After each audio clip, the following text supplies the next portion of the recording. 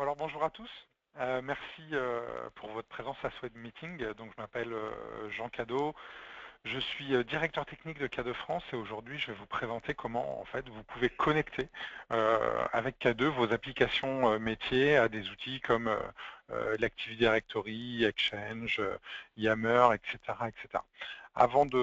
Donc on va passer une bonne partie de ce web meeting sur une démonstration, mais avant de passer à la démonstration, je vais vous faire une rapide présentation de K2 pour que vous compreniez ce qu'on peut faire avec cet outil.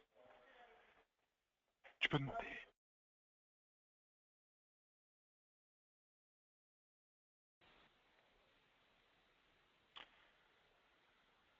Donc, tout d'abord, le groupe K2 donc, a été créé en 2000 aux États-Unis. Donc, c'est une société américaine qui a plus de 3500 clients dans le monde, qui a une présence internationale puisqu'on a une petite vingtaine de bureaux sur la planète qui nous permettent de couvrir l'étendue du globe. De gros clients nous font confiance puisqu'on a 20% des Fortune 100 au niveau du monde. On le verra tout à l'heure quand on se concentrera sur les références françaises, mais on a à peu près 50% des entreprises du CAC 40. K2 est un éditeur qui, parmi ses concurrents, en fait, fait les plus grosses évolutions de chiffre d'affaires sur les dernières années. Et donc, c'est une société qui évolue très vite.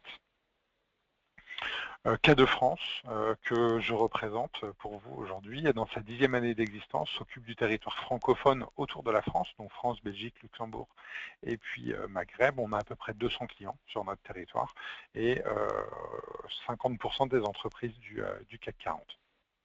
Vous avez quelques-unes de nos références françaises ici. Donc l'idée, c'est pas de détailler chacune de ces références, mais c'est de se rendre compte que K2 n'est pas un outil qui est dédié à un secteur d'activité, ni même à une typologie d'entreprise, puisque K2 va fonctionner aussi bien dans le domaine industriel que dans le domaine télécom ou pharmaceutique, ou dans la banque, l'assurance, ou dans le service public, secteur public. On retrouve ici des références pour chacun de ces secteurs. Que font nos clients avec K2? Donc là, vous avez une liste non exhaustive d'applications qui ont été mises en place par certains de nos clients dans différents domaines. Donc dans le domaine des ressources humaines, avec la gestion de la paye, le traitement des demandes de formation, les demandes de congés, les demandes de RTT, dans la finance avec le traitement des paiements, des notes de frais, des demandes d'achat, etc., etc. Bon, c'est une liste vraiment non exhaustive. On a aussi des clients qui mettent en place des applications métiers, donc qui vont dépendre de leur métier à eux. Donc dans la banque, par exemple, on a des clients qui ont mis en place des applications de gestion des autorisations de découvert, autorisation de prêts, ouverture de compte, etc., etc. Alors, que fait K2? Donc K2 se retrouve à la croisée de plusieurs grands courants au sein de l'entreprise. Donc dans une entreprise, on va pouvoir mettre en place des applications de BPM, donc de Business Process Management, donc des applications workflow. On peut avoir besoin de mettre en place des développements spécifiques pour créer ces applications. On peut aussi acheter des produits métiers qui répondent à des produits sur étagère, tout fait, qui répondent à un besoin bien particulier. Et en fait, K2 se retrouve à la croisée de ces trois grands courants et va permettre en fait de récupérer le meilleur de chacun de ces mondes-là et vous permettre de construire vous-même en fait votre propre application. Donc vous allez pouvoir faire quelque chose d'aussi précis que si vous faisiez du développement spécifique, mais vous n'allez pas avoir besoin d'écrire de code. Vous allez retrouver tous les avantages d'une plateforme de BPM et donc vous allez pouvoir capitaliser sur la plateforme pour éviter d'acheter 50 outils métiers qui répondent chacun à leurs besoins et qui ne savent pas communiquer entre eux. Et donc notre plateforme, elle est basée sur 4 composantes. La première composante, c'est la composante formulaire. Donc on a un outil qui va permettre de définir graphiquement les formulaires qu'on souhaite implémenter, qu'on souhaite mettre à disposition de nos utilisateurs.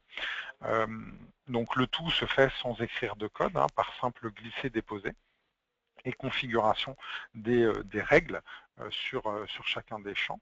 Ensuite, on a un outil qui va permettre de mettre en place des processus, donc de définir graphiquement le process de mon organisation, comment se déroulent les différentes étapes, quel est le séquencement entre les différents intervenants, les règles qui permettent de passer d'une étape à l'autre, de paralléliser les demandes, etc., etc. La troisième brique, K2, c'est la brique data, ce qu'on va appeler plus vulgairement notre serveur de connecteur. C'est la capacité de K2 à aller chercher de l'information dans le système d'information de l'entreprise. Donc, quand on met en place une application avec K2, on va avoir besoin d'aller chercher des informations sur la personne qui est connectée, donc on va les chercher dans l'annuaire.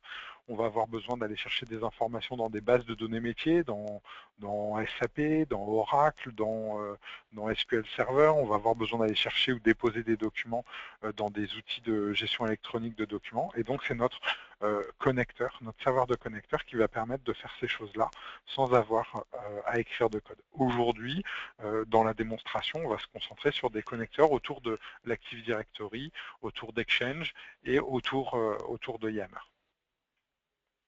Et puis, la dernière brique de K2, c'est la brique reporting.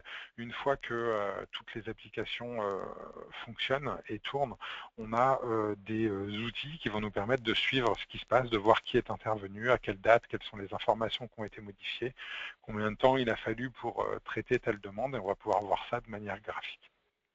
Et donc, le leitmotiv de K2 avec tous ces composants-là, c'est de permettre de construire des applications très rapidement qui répondent exactement à votre organisation, à votre besoin, et sans avoir à écrire de code.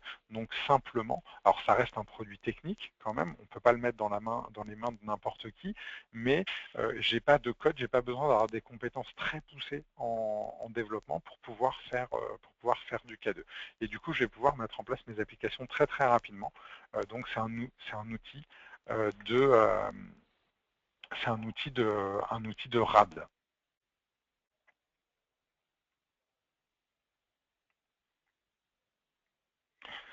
Donc K2 est un outil qui fonctionne avec toutes les versions de SharePoint, puisqu'on peut vouloir intégrer K2 avec SharePoint si on le souhaite. Et ça fonctionne en mode on-premise ou en mode cloud si on le souhaite. Dernier slide avant de passer à la démonstration. On retrouve ici l'ensemble des missions de K2 qui sont récapitulées au centre du schéma et autour les différents connecteurs qui sont fournis en standard avec K2. Donc on va retrouver SQL Server, Windows Azure, SharePoint, Office 365, Microsoft Dynamics CRM, Link, Yammer, Active Directory, Exchange. Donc on voit que K2 est un produit résolument porté sur les intégrations avec Microsoft. Puisqu'en fait K2 est une plateforme qui est construite sur les technologies Microsoft et donc propose nativement des intégrations avec tous les produits du monde Microsoft. Maintenant, les organisations 100% Microsoft, il n'y en a pas tant que ça, donc on propose aussi des connecteurs pour des mondes autres, comme pour Oracle, SAP, Salesforce.com, des connecteurs pour des produits de gestion de documents en ligne comme Box, Drive, Dropbox, etc., etc. Et puis, on a un connecteur web service qui permet d'exécuter n'importe quel web service en mode SOAP, en mode REST ou en mode OData. Et on a des partenaires technologiques qui ont créé des connecteurs pour leurs produits, pour la plateforme K2, et on retrouve en fait une partie de ces partenaires technologiques sur la partie basse de la présentation. Donc avec Knowledge Lake, AvePoint, Cosign pour la signature électronique, avec les AS400, ABI pour la reconnaissance de caractère, etc., etc.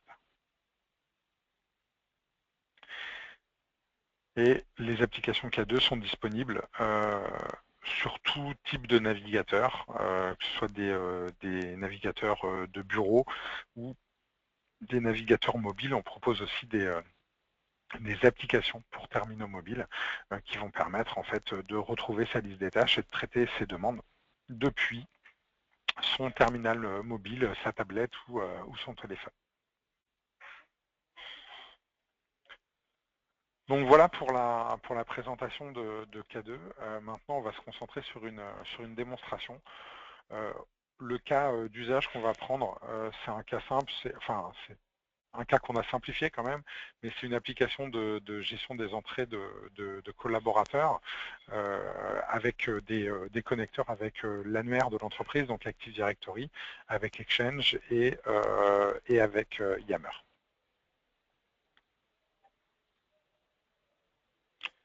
Alors, je suis connecté sur une machine virtuelle sur laquelle il y a tout ce qu'il faut pour faire fonctionner K2.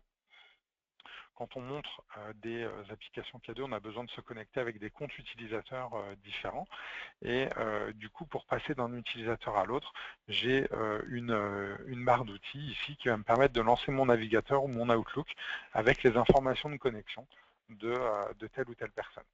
Donc, je vais me connecter avec Jean. Donc, je lance mon navigateur. J'arrive sur la page d'accueil de ma plateforme de démonstration et je vais retrouver sur cette page d'accueil la liste de l'ensemble des démonstrations qui sont disponibles sur ma plateforme. Donc, je vais faire une demande d'entrée de collaborateurs. Donc, je clique sur la ligne qui est ici et ça me charge le portail d'accès aux nouveaux collaborateurs. Je vais me mettre en 100%. Toc. Voilà. Donc je retrouve mon menu ici avec la liste des choses que je peux lancer. Donc je peux faire une demande d'entrée d'un nouveau collaborateur. Je peux attribuer des droits à un collaborateur existant. Je peux accéder à la partie reporting. Je retrouve en dessous ma liste des tâches. Donc pour l'instant, il n'y a pas je n'ai pas de tâches à faire. Et en dessous, je retrouve la liste des demandes sur lesquelles j'ai été impliqué. Donc je vais faire une entrée d'un nouveau collaborateur. Donc pour ça, je vais cliquer sur le lien qui est ici et ça me charge le formulaire avec les informations qui sont nécessaires pour passer à la suite. Donc, je vais saisir un prénom, donc Christophe, un nom de famille, Martin, une date de naissance.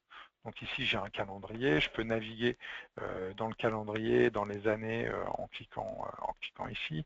Donc je vais prendre quelqu'un qui est né en juin, le 11 juin. Bon, j'ai mis 2009. Donc là, j'ai un message d'erreur qui s'affiche et qui me dit que la date de naissance doit être, ne peut être supérieure au 1er janvier 2000. Donc je vais changer la date, l'année à la main. Voilà, 1985, voilà. C'est un contrat donc en alternance, intérim, CDD, CDI. Donc je vais prendre CDI. Le service pour lequel la personne va entrer. Donc là j'ai ce qu'on appelle un autocomplete control. Donc si je tape un E, je vois tous les services qui contiennent un E.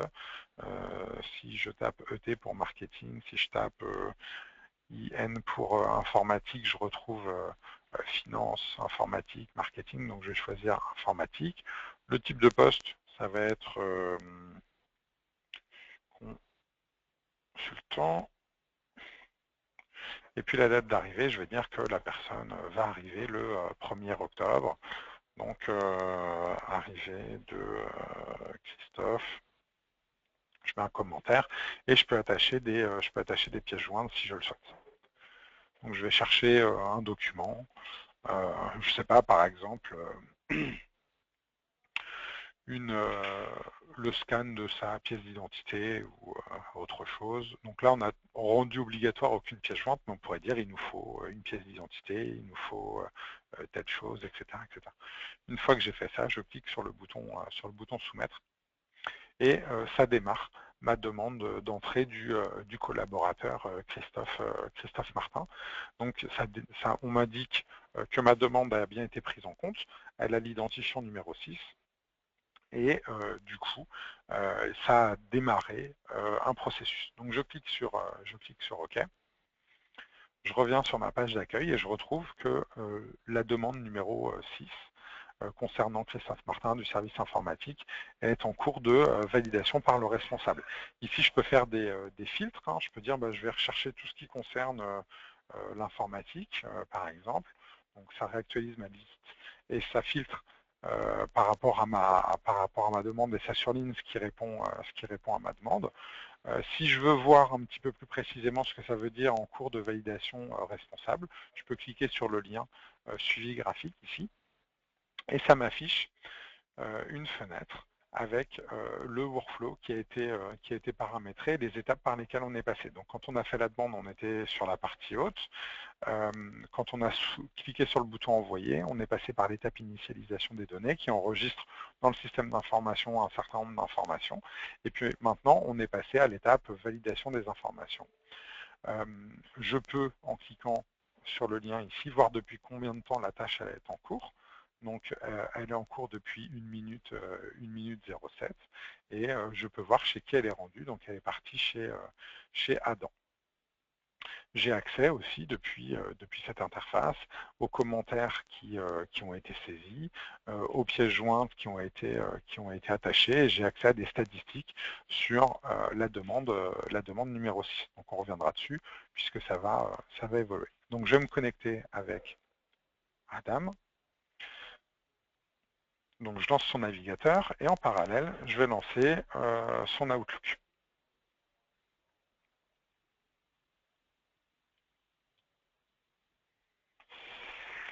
Donc,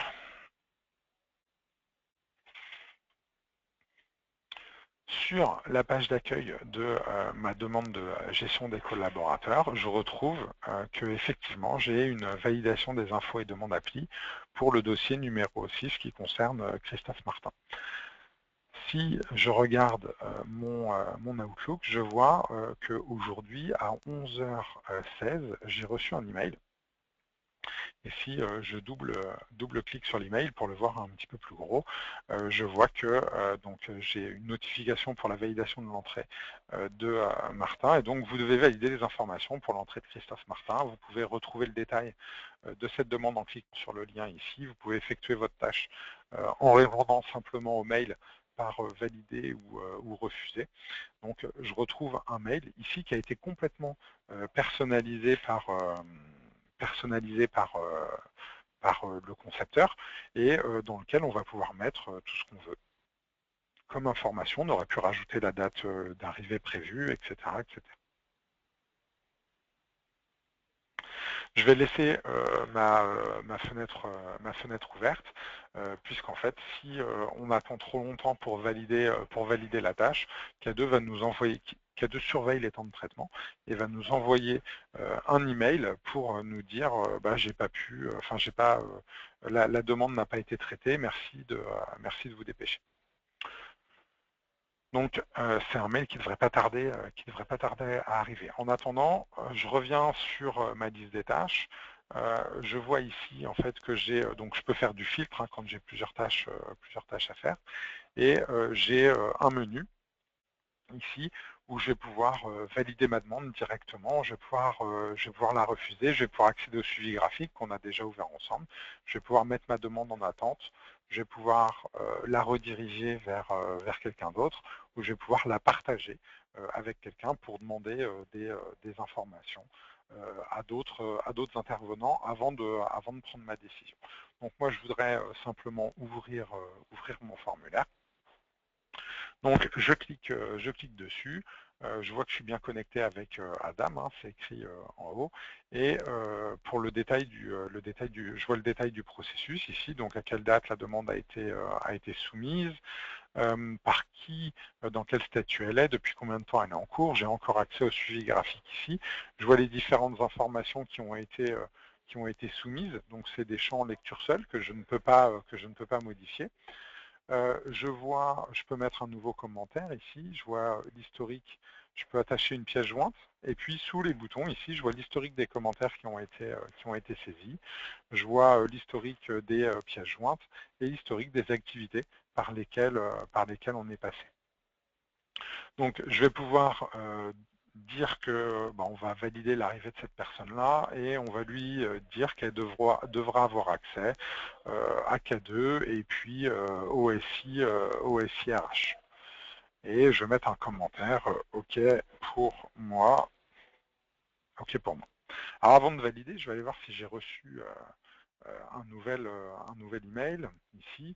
Et donc effectivement, j'ai reçu à 11h20, donc il y a une minute, un email pour la demande numéro 6, donc cette fois-ci sur fond rouge, qui m'indique que il faut que je me dépêche de répondre à la demande concernant Christophe Martin. Donc je vais fermer mon Outlook et puis je vais valider ma tâche en tant que Adam, ma tâche de validation de l'arrivée. Donc la tâche disparaît de ma liste des tâches. Et si je reviens sur le suivi graphique, qui est ici, normalement, je vais voir les couleurs évoluer. Et on est passé donc de l'étape validation info à sélection, spécification des infos du compte. Donc là, c'est une étape qui est pour les référents informatiques, donc qui a été créée il y a 22 secondes, et elle est envoyée à Jason ou à Chad.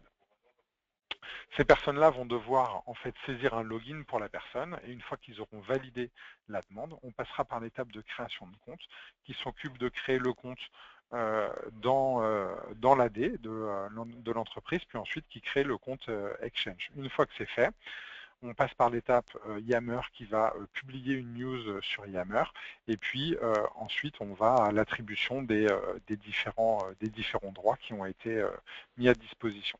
Donc je vais me connecter avec Chad ou Jason. Alors avec Chad, je retrouve ma liste d'applications, je vais sur la gestion des employés et je retrouve qu'effectivement, j'ai une demande à valider pour Christophe Martin, qui a été créé à 11h20. Donc pareil, je vais l'ouvrir. On me demande de spécifier un login pour la personne. Donc très bien, donc donc c'est Christophe. Donc là, en fait, il y a une intégration avec l'annuaire de l'entreprise. Si je mets Jean comme login, quand je sors du contrôle, on me dit que le compte Jean est déjà existant et qu'il faut que je le modifie. Ok, très bien, donc je vais mettre Christophe. Donc là, ça passe.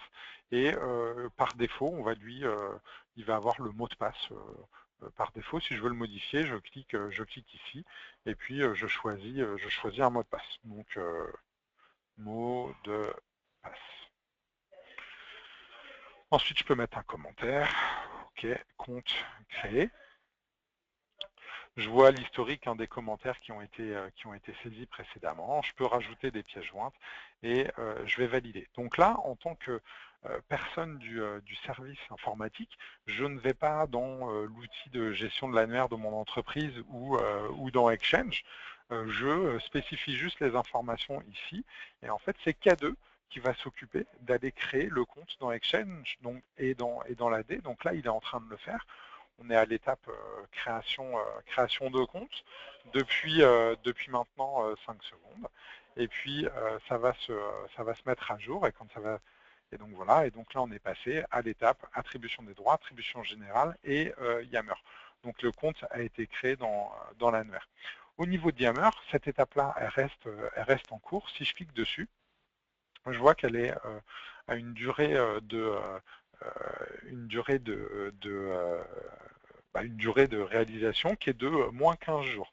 Pourquoi? Parce qu'en fait, on a spécifié dans la conception que l'annonce qui va être publiée dans Yammer ne sera publiée qu'à partir du moment qu'à la date d'arrivée de la personne.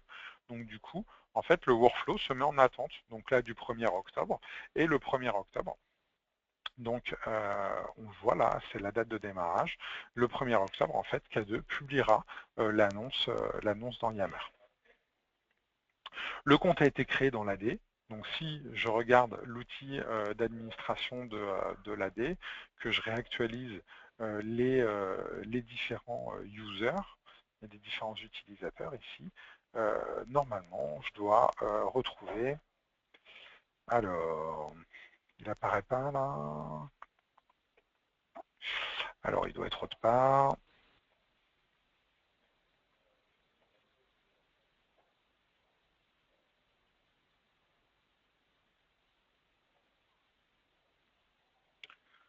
Bon, je le trouve pas. Je vais pas chercher trois plombes. Toc toc. Département. Bon, c'est pas grave. Donc le compte est créé dans l'AD. Une fois que le compte est créé dans l'AD, on lance la création dans Exchange. Et puis ensuite, on lance en parallèle l'attribution des droits. Donc l'attribution des droits, elle va dépendre du nombre d'applications qu'on a choisi. Donc nous, on avait choisi K2 et SIRH. Donc du coup, on voit qu'il y a deux sous-processus qui sont lancés. L'attribution des droits pour la première application qui est envoyée à Richard et l'attribution des droits pour la seconde application. Pardon, hop.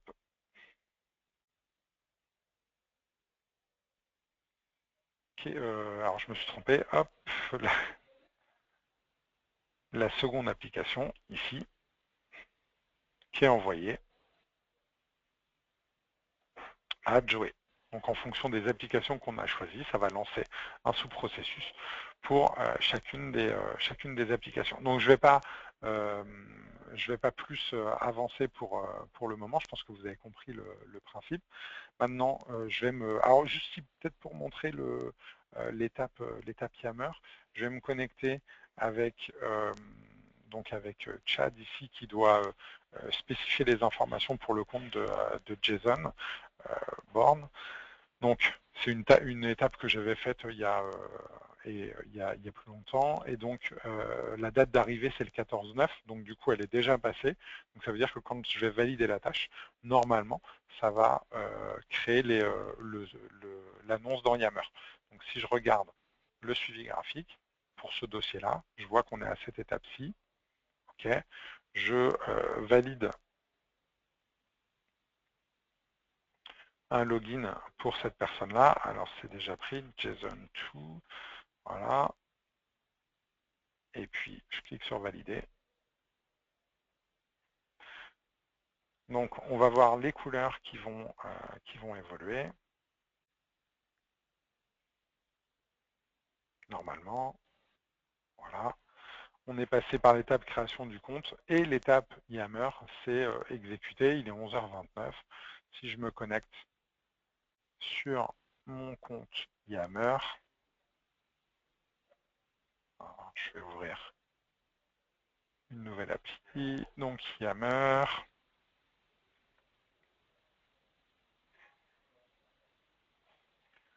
Voilà, je vois que dans la partie France, donc il y a 40 secondes, on a mis bienvenue sur Yammer JSON, donc j'ai déposé dans Yammer enfin K2 a déposé dans Yammer un message pour souhaiter la bienvenue à la personne qui vient d'arriver. Donc si je me connecte à mon appli en tant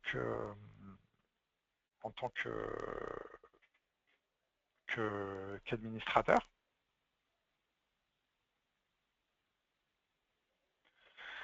ici, je vois que comme je suis admin, j'ai accès à une interface d'administration, ici qu'on n'avait pas tout à l'heure. Si je clique sur interface d'administration, je vais voir la liste des contrats qui sont disponibles, la liste des services et qui doit valider les entrées dans ce service-là. Donc nous, on avait choisi quelqu'un du service informatique, ça a été envoyé à Adam, on le voit ici, la liste des applications et qui doit les valider. Donc on avait choisi K2 et SIRH, ça a été envoyé à Joe et à Richard. La liste des différentes attributions, qui a le droit de venir sur cette interface-là. Donc c'est l'administrateur Cody et Denis, les référents du service informatique et les durées au-delà desquelles il y a des alertes qui se déclenchent en minutes. Donc si par exemple je veux qu'il y ait une alerte qui se déclenche au bout de 2 minutes et non plus au bout de 4 minutes, si je veux qu'il y ait un nouveau contrat qui soit stagiaire ici, donc j'enregistre les modifs que j'ai faites et c'est pris en compte directement. Si maintenant je fais une entrée de nouveaux collaborateurs dans la liste des contrats qui est ici, je retrouve le stagiaire qui est mis à ma disposition. J'ai accès aussi à des reports. Et donc si je regarde la partie reporting,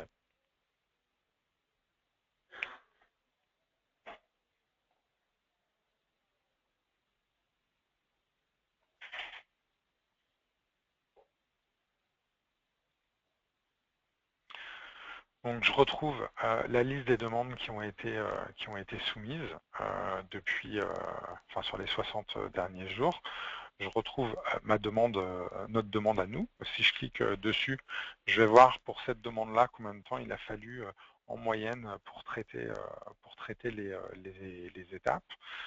Si je clique sur, et je vois l'historique des étapes par lesquelles on est passé, si je clique sur une autre demande, je vois un suivi différent. J'ai accès au suivi graphique aussi d'ici. Et puis, donc là, je suis sur la partie reporting des activités et instance du processus, et je peux avoir accès à des reporting de données métiers, et je vais voir le nombre d'entrées qui ont été faites par contrat sur les 3 mois passés, le nombre d'entrées par service sur les 3 mois passés aussi. Et je peux choisir ici les différents menus, les différents mois que je veux voir. Donc en octobre, il n'y a rien. Hop, je regarde, je vais voir en juin ce qui s'est passé, etc., etc. Et je peux enlever. Ce qui m'intéresse, c'est de voir que les CDI. Donc je clique ici, et là je peux voir le total des demandes qui ont été faites. Donc ça, sont des rapports qui vont se baser sur les données qui ont été utilisées par le processus.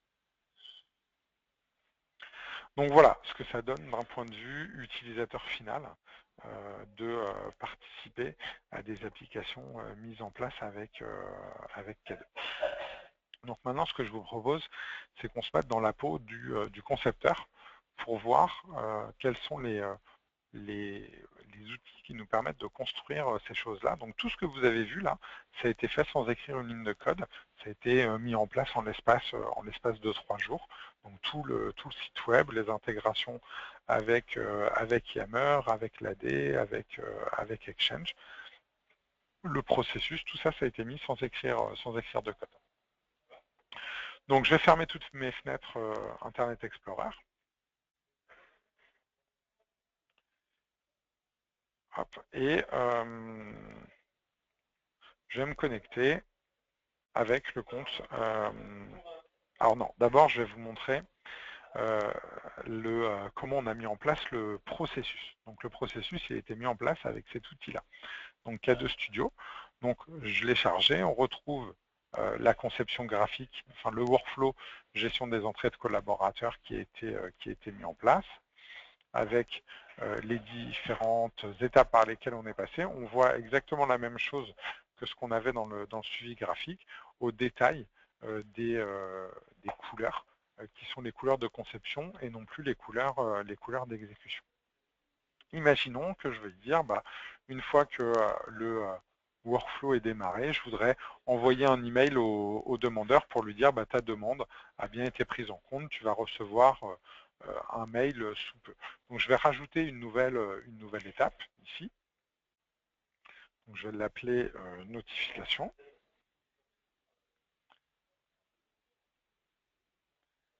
Et je vais déplacer le lien qui est ici pour dire quand on a fait la demande, on commence par passer par cette étape-là et après on va sur l'étape initialisation des données.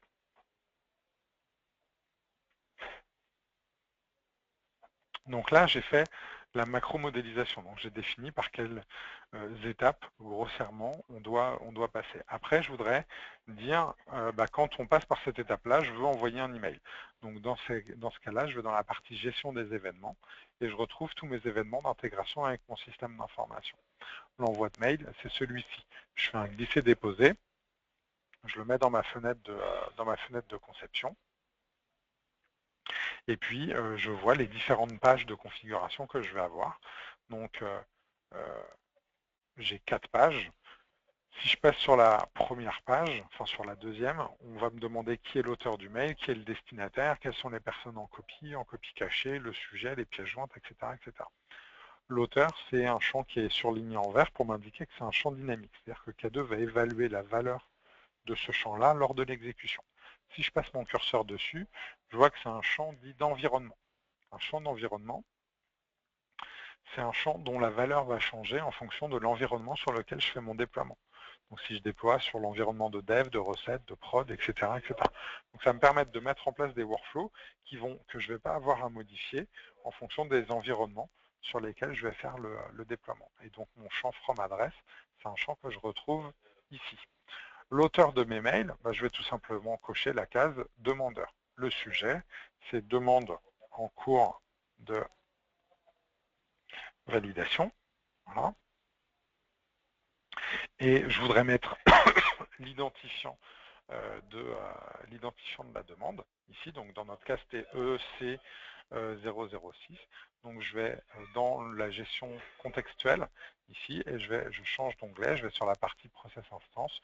Je choisis l'identifiant qui est l'identifiant de l'instance de mon processus, et je le mets ici, ça le surligne en vert pour m'indiquer que c'est dynamique, et dans notre cas, ça aurait écrit donc demande 006 en cours de validation, dans le cas suivant 007, etc., etc.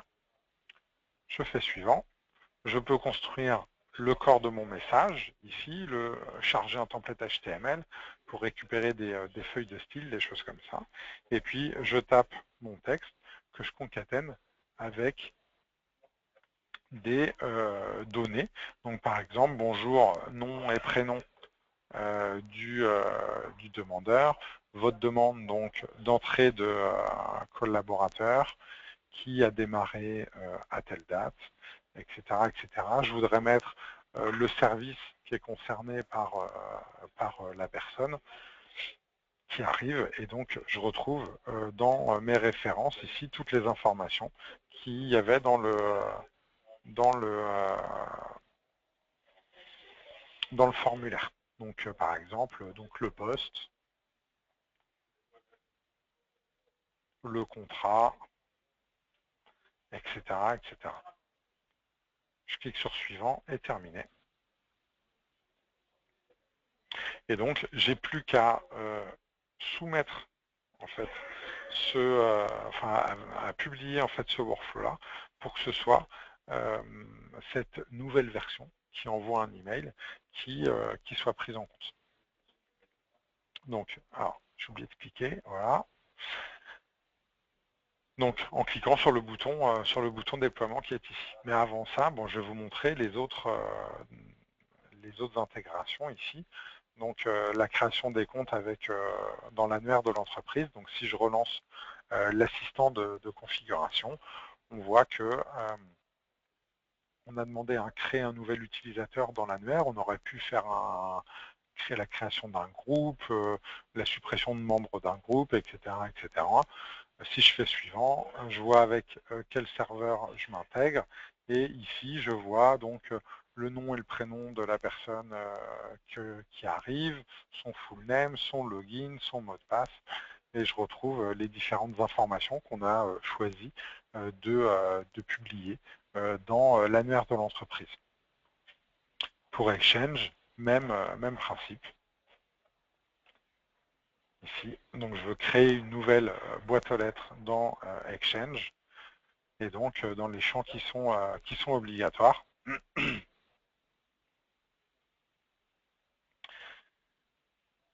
Je vais devoir renseigner le nom de la boîte aux lettres, le serveur auquel je suis connecté, etc., etc. Bon, ça met un petit peu de temps à s'afficher, c'est pas grave, je vais passer à autre chose. Donc voilà comment fonctionne la création de processus dans K2 sans savoir écrire de code. Une fois qu'on a créé les processus, on va avoir à créer les interfaces utilisateurs, donc les formulaires, qui vont permettre en fait de faire avancer ce processus. Donc pour créer les formulaires, on va pouvoir utiliser l'outil de création web de K2, donc le designer. Je retrouve ici mon designer. Alors je vais me mettre un petit peu plus petit pour qu'on puisse tout voir. Voilà. Je vais pouvoir créer avec le designer donc des smart objects, des vues, des formulaires et des workflows. C'est aussi une autre façon de modéliser des processus dans K2. Et donc un smart object, c'est un connecteur. C'est aussi ce qui définit où sont persistées les informations qui circulent dans le workflow. Les vues, c'est une partie de page et les formulaires, c'est la page que voient les utilisateurs. Donc le gros intérêt, c'est que les vues en fait sont réutilisables. Donc c'est une partie de page. Si je sais que cette partie de page, je vais la voir à plusieurs endroits, je la crée à un seul endroit et je la réutilise partout où je veux l'utiliser. Donc je vais me créer un espace sur lequel je vais créer les objets qu'on va créer ensemble. Donc, je vais l'appeler Web Meeting. Voilà, donc je le retrouve ici. Et dans ce répertoire-là, je vais commencer par créer un Smart Object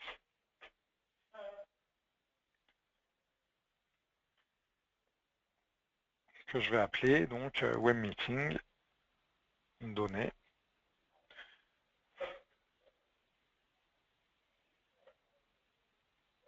Donc, ce Smart Object, c'est les données qui vont circuler au sein de mon formulaire. Je veux voir un nom, un prénom, un email, un solde, un commentaire, une date, un service, etc., etc. Je vais typer les champs. Donc, le champ date, ça va être une date. Le commentaire, ça va être un champ mémo. Le solde, ça va être un nombre. Et tout le reste du texte. Je clique sur OK. Terminé.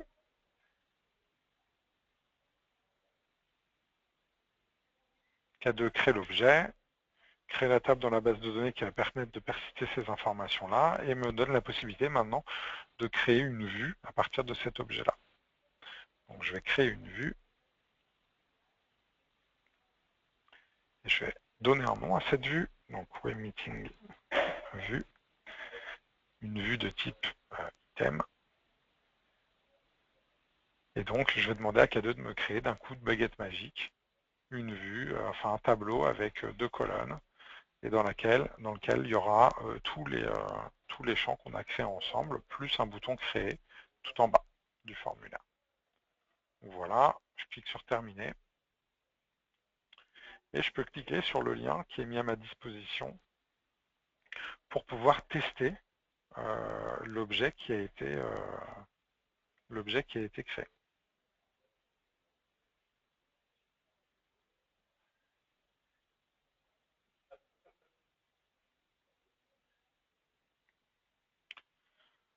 Donc, je peux le tester. Donc, nom, cadeau, prénom, Jean, email, jean.cadeau@k2.com.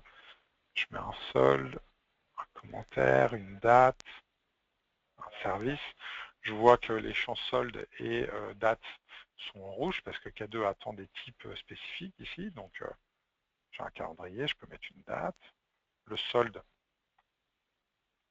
je vais mettre un nombre, 54, et je peux cliquer sur le bouton créer. Il se passe quelque chose, mais je ne sais pas ce qui se passe. Donc voilà ce que K2 m'a créé en quelques clics. Donc maintenant, je vais modifier ça pour le mettre un petit peu à mon image. Donc je vais rajouter des lignes. Je vais fusionner les colonnes, ici. Je vais mettre le commentaire tout en bas. Je vais mettre la date juste au-dessus. Et puis le solde ici. Donc je réorganise mes champs. Ensuite, je peux changer le type des champs. Donc par exemple, le service, là, je voudrais que ce soit une liste déroulante. Donc je clique, je me suis trompé, le bouton, je clique sur le bouton qui est ici et je choisis ce que je souhaite. Donc je vais faire une drop-down list.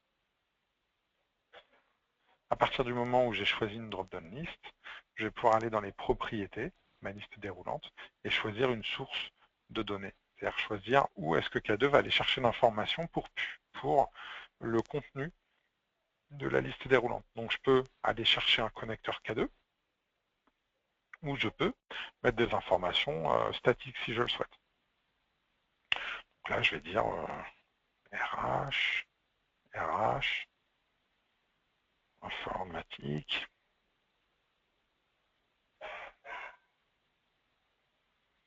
etc., etc. Ensuite, on peut créer des...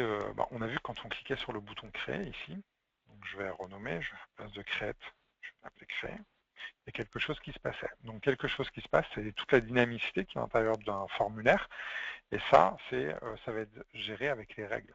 Donc si je regarde sur le bouton créer, au niveau des règles, je vois qu'il y a quelque chose qui se passe. Il y a une règle donc, qui dit que quand le bouton est créé, alors K2 exécute, enfin persiste en fait les informations dans la base. Donc une règle, ça se définit en 3 temps. L'événement, donc ici quand le bouton est créé, la condition, donc là il n'y en a pas, et l'action, ce qui se passe. Donc là, nous, c'est bien, ça persiste ce qui a été saisi dans le formulaire. Maintenant, je voudrais persister cette information qu'à partir du moment où le contenu du formulaire a été validé. Donc, je voudrais rajouter une condition entre les deux. Donc, je vais rajouter une condition, et la condition, elle va être sur la validation de ma vue.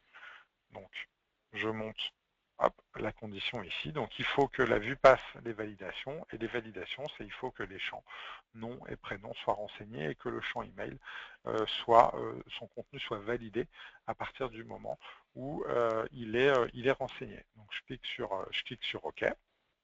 Et puis, je vais dire qu'une fois que ça s'est passé, je voudrais afficher un message à l'utilisateur. Donc je cherche, afficher un message, et je vais configurer le message. Donc c'est merci, demande concernant enregistré. Enregistré. Donc demande concernant, et je voudrais mettre le nom et le prénom qui a été saisi. Donc le textbox ici.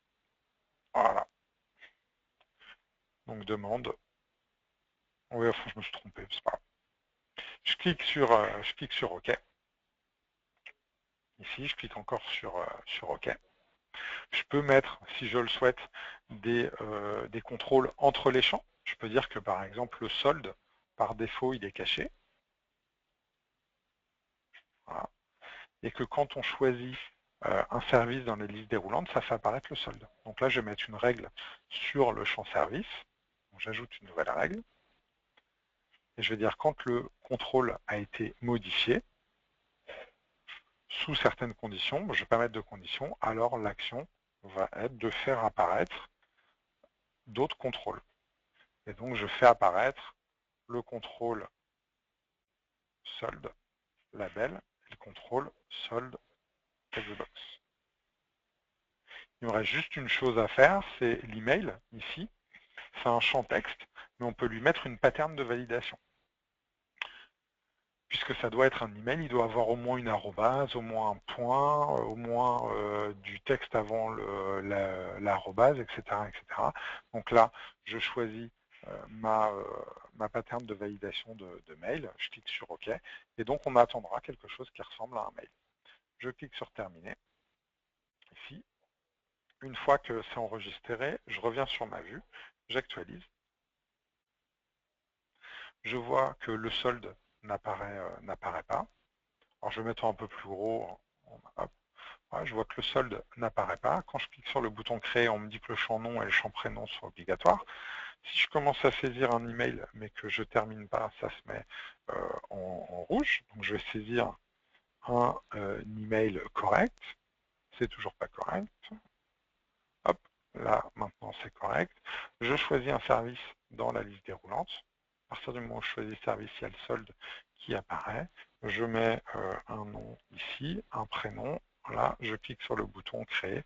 Et là, on me dit merci, demande Jean concernant, enfin c'est inversé, est bien enregistré. Donc voilà comment on met en place des, des vues avec K2. Une fois qu'on a créé notre vue, pour que les utilisateurs puissent la voir, il faut en faire un formulaire. Et c'est au niveau du formulaire qu'on va pouvoir choisir en fait la charte graphique du formulaire. Donc je l'appelle WebMeeting Form. K2 me met automatiquement notre vue ici. Je peux en mettre une autre à gauche, une autre en dessous. Je peux mettre réutiliser la même vue plusieurs fois. Je vais dire que ça c'est ma vue 1, ça c'est la vue 2, ça c'est la vue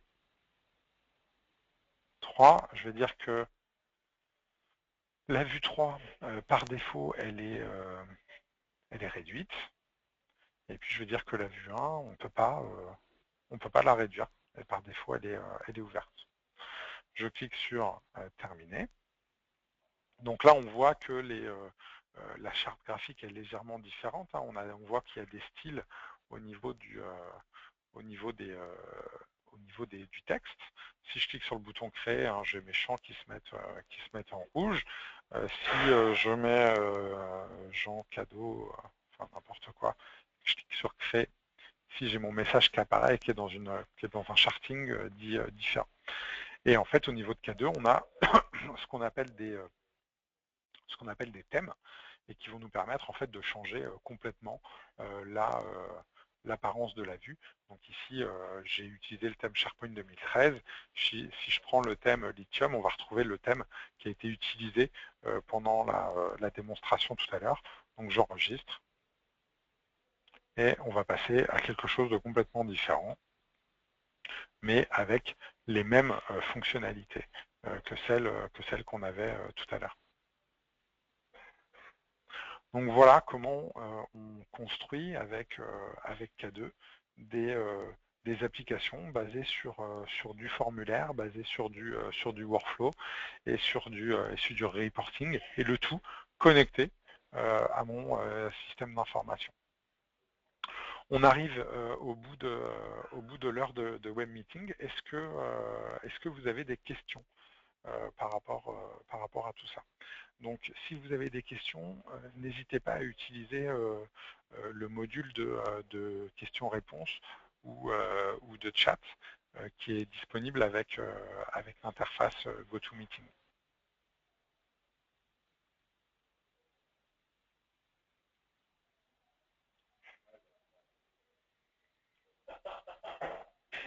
Alors, je vois une première question sur la gestion des versions, comment ça se passe quand on fait évoluer le processus. Donc, le fonctionnement par défaut de K2, c'est que tout dossier qui est commencé sur une version de la modélisation du processus va terminer sur la version sur laquelle il a commencé. Peu importe si on publie des nouvelles versions entre-temps. Et du coup, ça permet de faire des publications à chaud, sans couper la production. Il n'y a pas de limitation en termes de nombre de versions qui tournent en même temps. Et c'est un principe qui est débrayable, puisqu'on peut, si on le souhaite, on peut publier une nouvelle version et dire que tous les dossiers qui étaient dans la version précédente passent sur cette version-là si on le souhaite. Mais là, il faut faire attention, ça veut dire qu'il faut avoir pensé cette nouvelle version comme étant une version qui peut qui va pouvoir récupérer des dossiers qui étaient commencés sur une version précédente. Donc voilà, est-ce que ça répond à votre question? Oui. Ok. Donc si vous avez des questions qui vous viennent plus tard, hein, n'hésitez pas à nous contacter en utilisant les coordonnées qu'on vous a qui ont été utilisées pour vous inscrire au web meeting.